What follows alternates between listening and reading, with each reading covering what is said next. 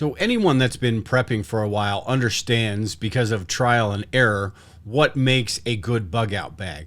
But I still see some of these mistakes that I'm going to be talking about today, time and time again, and not just from the beginning preppers. To some people, it's more of a conversation piece, I suppose, rather than a survival item.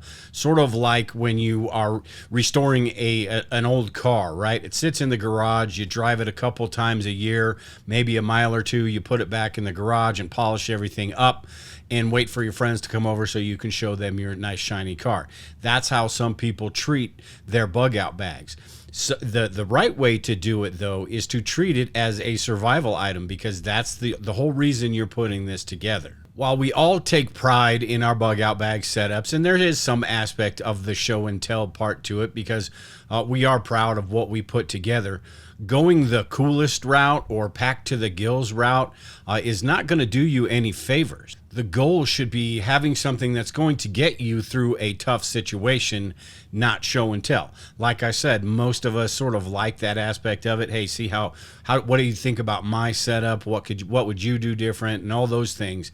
But having it strictly for that purpose, packed with everything, you open it up just so you can show all your friends and neighbors how you've got one of every survival supply ever mentioned on the internet.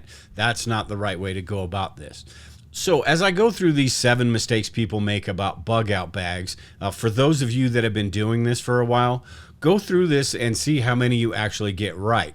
My thought is you're going to have most of them right, but you never know. There may be 1 or 2 in there, or you may find an opportunity to sort of change your strategy and rethink your bug out bag. We do that all the time. But with that, let's go ahead and get into these 7 mistakes people make about bug out bags.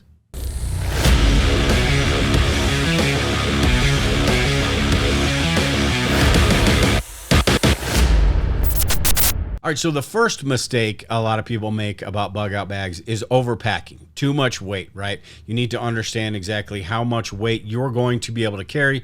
Otherwise, you're just going to be tossing stuff. If you are in a bug out situation, you're going to be tossing stuff to make everything lighter. As preppers, those of us that have been doing this for a while, we understand that there's some give and take with this stuff. The things that are super important, the things that would be nice to have, but is it worth the wait? It's sort of like the saying, watch your pennies and the dollars take care of themselves. Every little thing you add into your bug out bag makes it just a little bit heavier. So even if something is just a couple ounces or a few ounces, those added up together are going to increase the weight of that bug out bag more than we really think. So making sure we're not overpacking, making sure that we're getting the right supplies in there, we're getting the right weight, because it does no good to pack all of these different supplies that you think you might need. But if you are in a bug out situation, like I said, you're just tossing stuff out of your bag and leaving a trail of breadcrumbs for everybody with all these cool survival supplies littering the road. All right, so the second mistake I have here is a lot of people don't consider the weight of their bug out bag. And this sort of goes into what I was talking about before, but more so on your ability and your willingness to carry the amount of weight. And this is different for everyone. What is he doing? What is he doing? I personally try to keep mine around 30, 35 pounds because I know that regardless of how long I need to have that on my back, it's going to remain there, and everything that's in it is going to stay in there. If it's too heavy, like I was talking about earlier, you're going to be throwing stuff out. You're going to be leaving a breadcrumb trail, or you're going to be sitting on the side of the road taking a break every 15 minutes or so, trying to catch your breath. So make sure it's the correct weight, the weight that you are going to be able to carry. Now, that means you need to make some decisions beforehand on what you can take, what you can't take, maybe increase your physical ability, your endurance, go out for walks with your bug out bag on, and then eventually you'll be able to carry more and more, and you'll get used to the fact of having that big, 35 pounds or whatever it is on your back. All right, so number 3 here, and this is a big one. This is not having a plan, and I think a lot of people put their bug out bag together, but don't really think about what they would do in certain situations. If you are at work, if you're at school, if you're at home, where would you go in those certain situations? Do you have an actual bug out location that you could get to? Because if you don't, all you're doing is you're becoming a refugee, basically. You're on the road, you don't know where you're going. Maybe you find a spot, maybe you don't. So always try to have a plan when it comes to your bug out bag. Now, it could be your bug out location. You're going to drive there. So the bug out bag just goes in the back seat of your truck, but you may have to carry that at some point as well. So always have a plan for your bug out bag, where you're going, from one location to the other. What's the route? What are the challenges in the way? What's the season? All of these different factors play into having a plan for a bug out situation. So the fourth mistake that people make is not checking their gear, not using their gear, not understanding how everything works. This goes for testing, your bug out bag, how that's going to work on your back after a couple of miles. It goes for the supplies you have in it. Again, why I don't recommend getting the pre-made kits, because maybe you get that pre-made kit and you just put it in the corner. It's got everything I need. I'm good to go if a situation arises where I need to use that.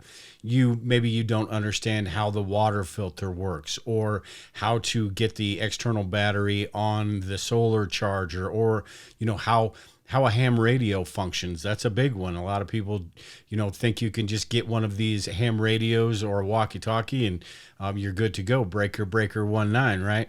It doesn't quite work like that. So understand how all of these supplies work in your bug out bag. Fire is another one. Using a Bic lighter, super easy, right? But using a ferro rod or other methods to get a fire started, those are a little bit more difficult. Again, the skills play into this as well, but make sure you understand how to utilize all the supplies in your bag.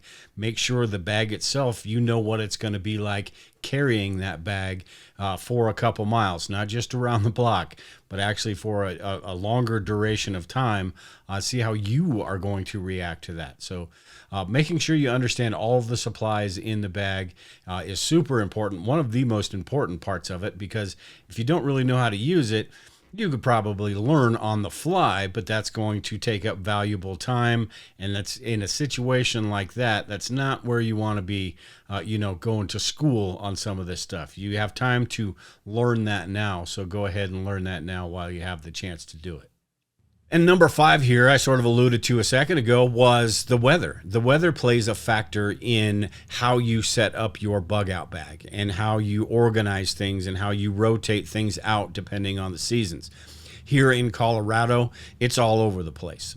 Down in Florida, maybe it doesn't change too much. Or Arizona, maybe it gets a little cooler, but it doesn't really get cold.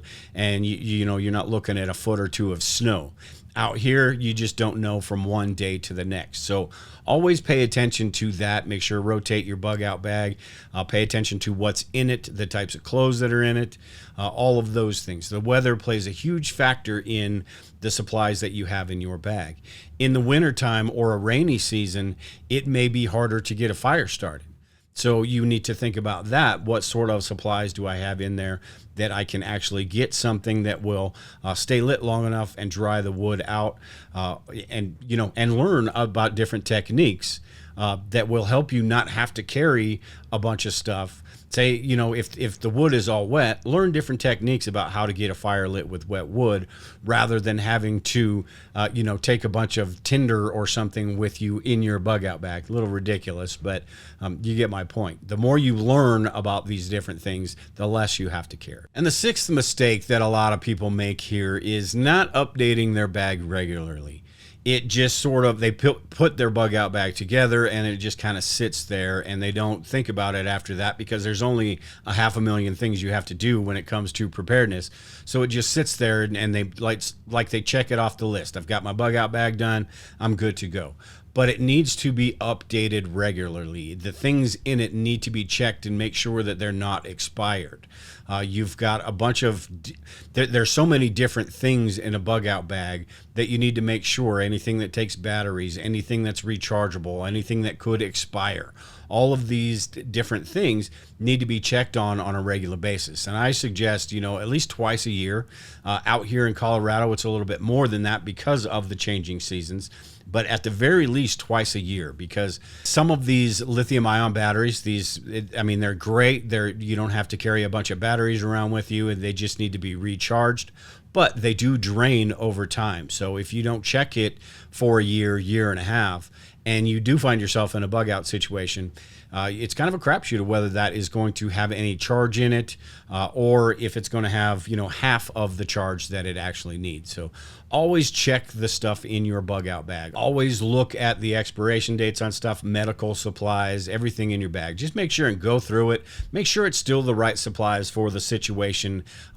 Maybe your situation has changed or your ideas have changed. Make sure you still have the correct stuff in there. And the seventh mistake a lot of people make is not considering your personal needs. And this is one where, say somebody goes and buys a pre-made bug out bag, and there's a couple places, I suppose, that make decent ones. I wouldn't suggest that route whatsoever, because if you're putting a bug out bag together, you're learning about the important aspects of preparedness. So, and you get to personalize it a little bit. But don't forget about those things that you're going to need that may not be on everybody's lists online, right? The eyeglasses are a great example of this. Cords for all the things that you may need to charge, and make sure you have a way to charge those as well. Medications, personal hygiene things like tampons for the ladies, and for men, this is not for you. No tampons and bullet wounds. But the different things that you would need on a personal level, that given your environment, given your situation, your health, all those things, you need to personalize your bug out bag to fit your needs. And this also goes to your skill level, like I talked about a little bit earlier. The more you know about certain subjects, the less you will have to carry. So if you are really good in one area, maybe you can get by with a couple of different supplies rather than having to go with something that's going to do, the whole job for you. So your skills, your health, all of those things play into your bug out bag and what is going to be included in this. So with that, if you set up your bug out bag right, it's going to be far different than mine or somebody else's. Everyone is individual. They have their individual bug out bag. They have their individual needs. Now, there are some core supplies that are going to be in every single bug out bag, right? The 6 areas of preparedness: food, water, shelter, security, sanitation, and first aid. You need to have those covered, and then from that point on, then you sort of individualize it. How much sleeping gear do you want? That's going to be different for depending. Some people barely have any at all. Some people want to be super comfortable at night.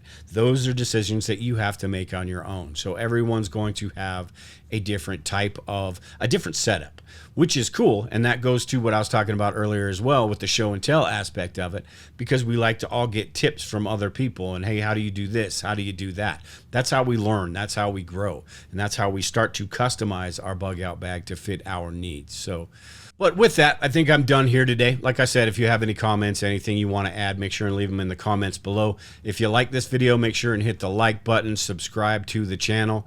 But I am done here today. I'm going to go mess around with my bug out bag. So take care and prepare, everyone. We will talk to you all later.